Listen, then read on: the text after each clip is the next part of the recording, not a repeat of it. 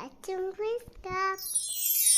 Maha Shivratri, Lord Shiva's story. Maha Shivratri is a Hindu festival celebrated annually in honor of Lord Shiva and literally translates as the grand night of Shiva. According to the Hindu calendar, Shivratri is celebrated in every month of luni solar calendar, but once in a year between February and March. Mahashivratri is celebrated to commemorate the wedding of Shiva and Parvati and the occasion that Shiva performs his divine dance called the Tandava.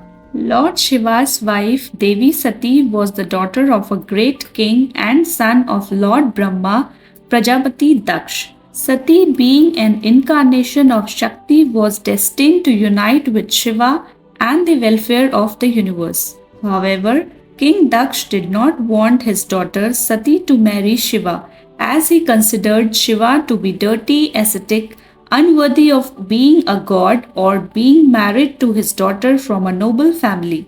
Sati, however, disobeyed her father and married Lord Shiva. After her marriage, she moved to Kailash mountains with Shiva. Once Prajapati Daksh organized a sacrificial ceremony or a yagya and invited all gods and devas to attend his grand yagya. Due to his hatred towards Shiva, he did not invite both Shiva and his daughter Sati to the yagya. When Sati came to hear of the yagya being organized by her father through Narad Muni, she longed to go home and attend it. Upon reaching there, she realized that she was now unwelcomed in her own house, as only her mother Prasuti was happy to see her, and Daksh was furious by her uninvited arrival and humiliated her and insulted Shiva in front of all his guests.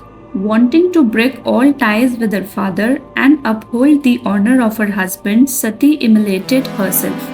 Deeply hurt by the death of his wife, Shiva performed the destructive Tandava dance. He created two ferocious deities, Veerabhadra and Bhadrakali, who wreaked mayhem at the sacrificial place. Daksha was decapitated by Veerabhadra.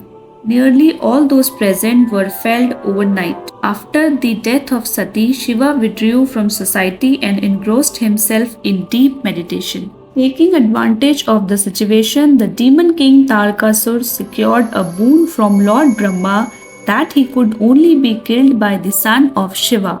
Believing himself effectively immortal, Tarkasur terrorized the beings of the universe and defeated the gods. Meanwhile, Parvati, the reincarnation of Sati, was born to Himvan, the god of Himalayas, and his wife Mena. When Parvati grew up, sage Narad told her that she was born to marry Shiva, but would have to follow the path of penance to please Shiva, as he was deeply immersed in meditation and ascetic practices, and he was not inclined towards married life. Determined to marry Shiva in her new birth as well, Parvati embarked upon an extremely difficult regime of penance and devotion. She performed severe penance and faced various challenges to prove her devotion and dedication to Shiva. At last, Lord Brahma appeared in front of Parvati and told her that no one in the entire universe had observed penance the way she did. He blessed her to soon be married to Lord Shiva and gave her the name Brahmacharini for her immense determination and penance. Ma Brahmacharini is also the second form of Ma Durga, celebrated on the second day of Navratri. On the other hand, in desperate need of help from Shiva to have his child who could bring an end to Tarakasura, the god sent Kamadev, the god of love, to disturb Shiva's meditation. Though Shiva was awakened by Kamadev's arrow, Kamadev was burnt up by Shiva's anger. Implored by the other gods to marry, Shiva agreed but decided to test Parvati's devotion first. Shiva disguised himself as a hermit and reached the place where Parvati was engrossed in her penance. Upon being there, he began criticizing Shiva. He tried to influence Parvati into giving up her penance for Shiva, who he said was an embodiment of inauspiciousness, who carries skulls in his hands and who lives in a crematorium. Parvati, angry by the comments of hermit, asks him to leave from there. Parvati did not get affected even after many attempts at changing her mind.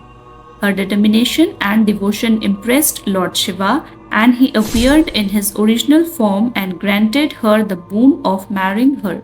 On the day of marriage, Shiva reaches King Himwan's place in the most terrorizing form, along with the strangest Bharat. His body was covered with snakes, smeared in ashes, and his hair was matted with unkempt locks. His Bharat consisted of ghosts, ascetics, sages, aghoris, etc. Upon seeing the terrorizing form of Lord Shiva, Parvati's mother and other relatives were left in state of shock.